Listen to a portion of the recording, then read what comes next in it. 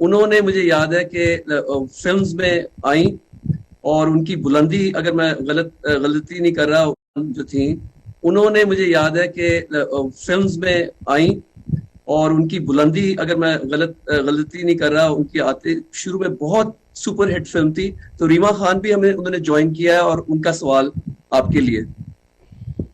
بہت شکریہ سلمان. اعوذ باللہ من الشیطان الرجیم، بسم اللہ الرحمن الرحیم. السلام علیکم خان صاحب. خان صاحب، میرا آپ سے سوال کرنے سے پہلے میں یہ کہنا چاہوں گی کہ پاکستان کی 75 سالہ تاریخ میں آپ کا کردار ہم سب کے سامنے ہے. ایک کرکٹر کی حیثیت سے آپ نے آغاز کیا اور آپ نے بہت زیادہ کامیابیاں حاصل کی. اس کے بعد ایک پولیٹیشین کی حیثیت سے بھی آپ جب اس فیلڈ کے اندر آئے تو بھی آپ کا کردار ہمارے سامنے ہے. جو ہمیں سب سے زیادہ عام بات نظر آئی کہ آپ کے قول و فعل میں کوئی تضاد نہیں ہے. آپ نے شہرت اور پیسے کو بہت چھوٹی عمر میں دیکھا تو اس کا کوئی لالچ آپ کے اندر نہیں تھا. آج جس مقام پر آپ کھڑے ہیں، میں آپ سے یہ سوال کرنا چاہوں گی کہ آپ دریا کے الٹے رخ اکیلے چل رہے ہیں. اتنی بڑی بڑی بیرونی طاقتوں دیوار کی طرح کھڑے ہو گئے. گزشتہ 40-45 سالوں سے سب کانٹیننٹ کے اندر جن ممالک کو ہم ایڈز دیتے تھے، آج ہم ان سے ایڈز لیتے ہیں. ہم سٹونج ایرا کی طرف واپس چلے گئے ہیں. تو میں آپ سے یہ پوچھنا چاہوں گی کہ آپ بیرونی طاقتوں سے بے خوف ہو کر صرف خدا پر اپنے ایمان اور یقین کے ساتھ تن تنہا کیسے آنے والے وقتوں میں پاکستان کو ترقی کی منازل کی طرف لے کر جائیں گے؟ دیکھیں ریما، میں آپ کو ایک بات بتاؤں. ہمارے بدقسمتی سے میں نے اپنی ساری زندگی میں دیکھا، کرکٹ میں میں نے دیکھا، پھر کرکٹ کے بعد بھی میں نے لوگوں کو دیکھا، کیونکہ مجھے اللہ نے وہ کرکٹ میں اس سٹیج پہ لے کے گیا جو بڑے کم کرکٹرز پہنچتے ہیں، اور ہمارے ملک میں تو شاید 1-2 کھلاڑی وہاں پہنچے ہوں. تو وہ میں نے سارا سٹیج دیکھا، پھر مجھے عزت بھی ملی. پھر میں جب اس کے بعد نکلا تو تب بھی میں بڑے مختلف قسم، کیونکہ میں نے ایک دم بجائے کرکٹ میں رہنے کے میں نے ایک نئی زندگی، ہاسپٹل بنانا اور فنڈ ریزنگ، پھر اس کے بعد پالیٹکس تیسری میری زندگی تھی. تو میں ساری وقت لوگوں کو ملتا رہا مختلف قسم کے. دیکھیں میں آپ کو ایک بات بتاتا ہوں، اللہ نے انسان کو اشرف المخلوقات بنایا.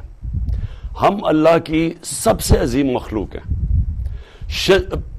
فرشتوں کو کہا کہ انسان کے سامنے جھکو، کیونکہ شیطان نے جب نہیں جھکا تو اللہ نے کہا تمہیں نہیں پتا میں نے کتنی صلاحیت دی ہے.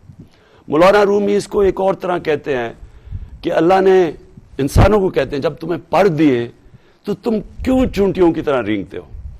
کہنے کا مقصد یہ ہے کہ ہم سب میں اللہ نے بہت صلاحیتیں دی ہیں.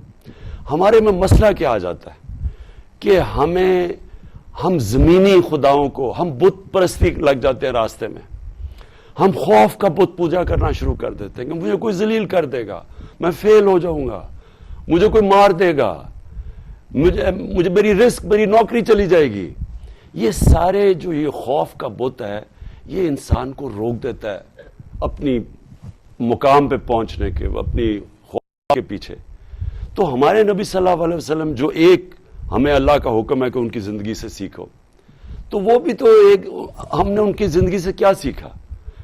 وہ انسان جو صادق اور امین تھا، 40 سال، وہ صرف 10 سال، جب 40 سال کے بعد ان کو نبوت ملی، 10 سال صرف 40 لوگ مسلمان ہوئے تھے.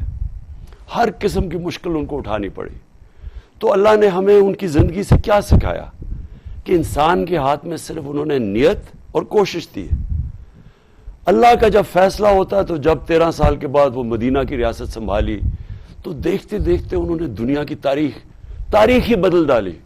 یعنی کسی انسان نے وہ نہیں کیا جو انہوں نے اس 10 سال میں کر کے، یعنی دنیا میں وہ انقلاب آیا جس کی کوئی مثال ہی نہیں ہے.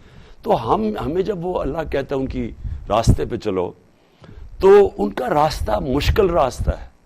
لیکن جن لوگوں کے پاس یہ قوت ہوتی ہے اپنے خوف کو قابو پانے کے، اور اللہ میں ایمان رکھ کے، اور لا الہ الا اللہ میں ماننے کی، کوئی نہیں ہے خدا اللہ کے سوا، وہی لوگ بڑے کام کرتے ہیں.